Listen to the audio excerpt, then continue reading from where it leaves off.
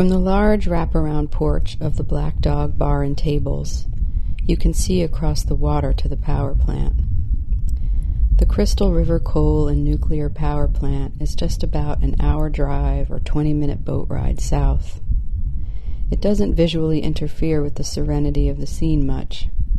The power plant is so far away, it looks like the halo and twinkling lights of a small town across the bay. But then again, once you know it's the power plant, you know. I try not to look at it. I focus on the stars and the sound of slurping water under the boards of the porch. I focus on my beer. The owner here thoughtfully curates an excellent collection of beer, and it really is serene, the slow seeping crawl of the northern Gulf tide, the stillness and quiet. It feels like being in a forgotten corner of space, where you can see out into the world, but it doesn't see you. It's like time stops here, then turns around and just leaves.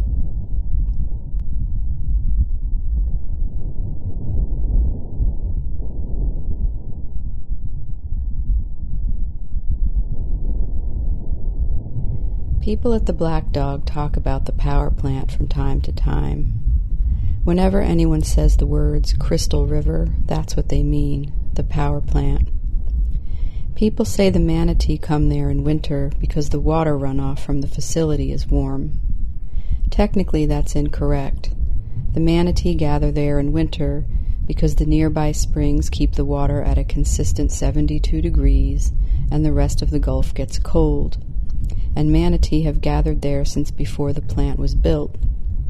But, as is often the case, this bit of folklore captures a kind of truth, the contradictions inherent in life as we experience it, that something can feel warm and comforting and also be slowly seeping into your bones and weakening you, maybe killing you, that the price we pay for electricity and housing, comfort and safety, is an eventual cancer that threatens to end us before our time, that we are not so different from the animal that gets trapped and sometimes even cooked and eaten.